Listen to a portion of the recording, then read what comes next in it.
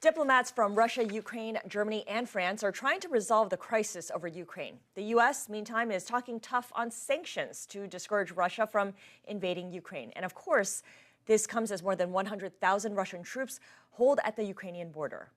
And with the face-off between political leaders getting all the attention, what do the Ukrainian people make of this ramp-up in tensions? Here to share some insights is Adrian Karatnycky, board member of the Ukrainian Institute of America and contributing editor of American Purpose. He formerly headed the U.S. human rights group Freedom House. Adrian, thank you so much for being here.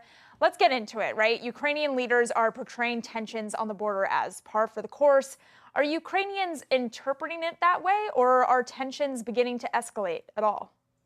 In general, I think Ukrainians are staying calm and not panicking, but there has been a little bit of movement. The currency has depreciated 7 or 8% in the last few weeks while maintaining stability throughout the last year. And you have to keep in mind that since April, there have been roughly between 80 and 130,000 troops on Ukraine's eastern borders, massed potentially for an onslaught.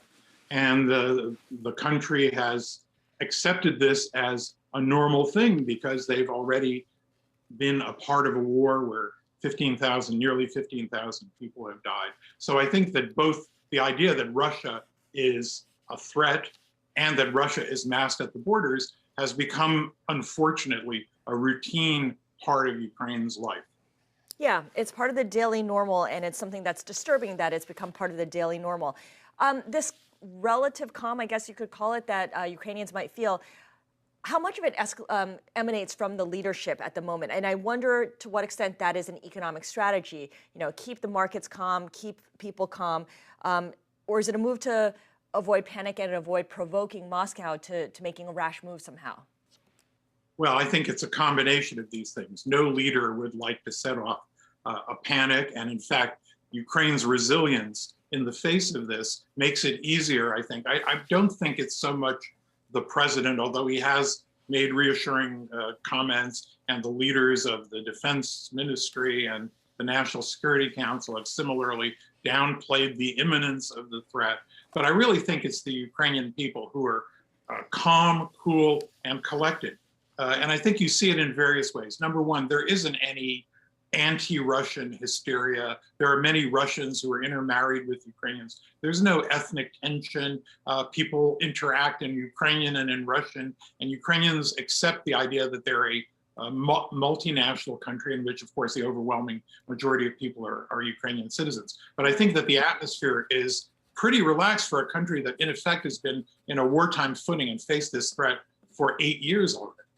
Right, but it's kind of a case of we've seen this all before. I mean, if this is the norm for the Russian-Ukrainian relationship, at least domestically for myself and my friends, it kind of feels like we know this tension has been going on, but what was the singular moment? What was the impetus in the history of this relationship between these two areas that got us to where we are today?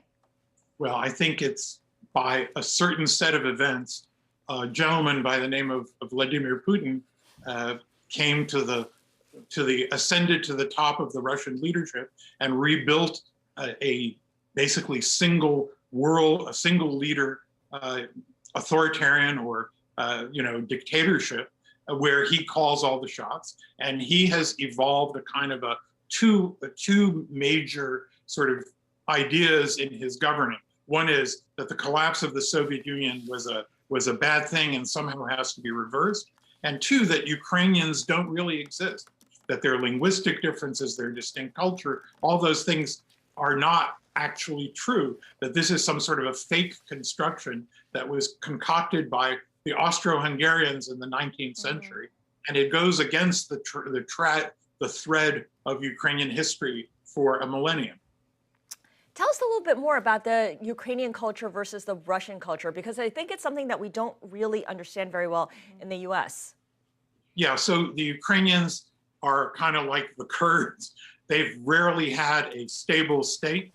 They had a period of statehood, kind of quasi-statehood under Cossack hetmans, but they were also under the Polish-Lithuanian Commonwealth. They were under Austro-Hungary. They were under Russia. They were under the Tatars. So they've been under the Ottoman Empire, So they've had a number of rulers and leaders, whereas Russia has primarily been Russia, meaning the current configuration of Russia has been primarily Russia. So Ukrainians have grown up as much with Western or Central European influence on their culture, including the Catholic world, as have unlike the Russians. So there's a big distinction, and in a sense, because Ukraine was, and also there's a kind of a tradition of democracy. Even the Cossack leaders of the 17th and 18th centuries, they were elected by councils of their units, of their military units, and they were patrons of the arts,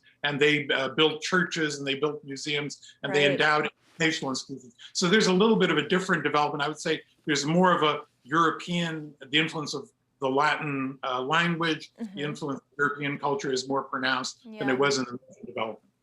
It feels like, I want to talk about other countries getting involved. It feels as though Germany is trying to do a little bit of a Switzerland vibe and be a little bit more waffling a bit on its involvement. If Germany continues to not get as involved, what does that mean for German relations with the US and for other European nations? Yeah, well, Germany, the US is trying to put Germany on side. President Biden made a major concession to Germany by deciding not to impose sanctions on the Nord Stream gas pipeline. I actually do advise the Ukrainian oil and gas companies. I want to declare that interest. But the fact is that that was a gesture not to the Russians, but to Angela Merkel and to the Germans, in the hope that they would be more accommodating in the face of Putin's recent aggressive moves. That hasn't really quite worked out. Yeah. I do think there is some potential tension in the bilateral relationship, but I don't think it's over. I think one of the issues that has to be understood is that Germany thinks that it invaded Russia as the Soviet Union, but in fact, 6 million Ukrainians died. The largest proportion of people who died in the Second World War as a result of Nazi aggression were, of course, Jews, but Ukrainians and Belarusians came second and third proportionally. They wiped out 6 million souls on the territory of what today is Ukraine. And but the Germans seem to feel that they owe the Russians some currency, and I think that they equally owe the Ukrainians some currency. And unfortunately, Russian soft power and Russian propaganda has built this image in the minds of many Germans. And I think it's now important to kind of break down that image and get a more realistic view of what German obligations are to its neighbors to the east.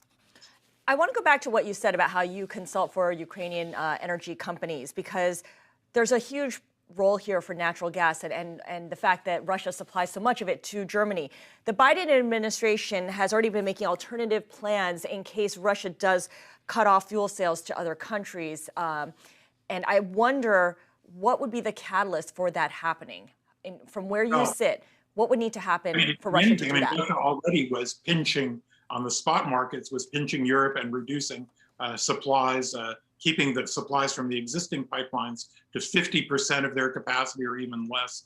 Secondly, Russia could, if tensions became even more pronounced, could really squeeze the taps. And I think they're generally short of a war and the imposition of new sanctions. I think Russia would more or less be playing with the spot markets and with on which partially Germany is reliant. I mean, Germany and Mrs. Merkel made the decision to wean themselves off of the nuclear power, and that made them much more dependent on Russian natural gas. And I think they also rejected the idea of building LNG capacity because they thought it would be too expensive and not worth it. And I think Poland and other countries that understood the geopolitical threat diversified and have more inputs by which to import natural gas. And I think this is an opportunity for US business, for the LNG sector to ramp up and to strategically meet the demands. Ukraine and Europe have large storage capacities, and creating a strategic reserve of gas to allow for these kinds of periods of tension, I think, is the next item on the agenda. Big picture here in our final minute together, Adrian. A lot of experts we've had on the show have said that calling this a potential World War II event is going a bridge too far. How would you describe it? Well, I don't think it's a potential World War II event, but it is, one of the great benefits of the collapse of the Soviet Union was a kind of a peace dividend, at least in the European theater. And I think that that peace dividend, if Ukraine were to be somehow pacified and reoccupied by Russia in a very bloody war, apart from the many years of instability that would throw into Europe and European markets, would create a permanent reviving superpower, a military superpower that would have a much more aggressive stance. Russia has demographic problems with its European population, a big rise in the Muslim and Turkic population. And I think they want to have a bigger Slavic core. And I think that's part of their strategy. And if they were able, if Putin succeeded, we have a brand new kind of a new Soviet Union with more market oomph and a firmer command of energy resources. And I think it would be a huge problem going forward for Europe and for the US. It would be a major strategic challenge. Yeah. That's why Ukraine is so important. Yeah, counterweight really to the Western world then. Adrian, thank you so much. Adrian Karatnycky is board member of the Ukrainian Institute of America. He is also editor of American Purpose.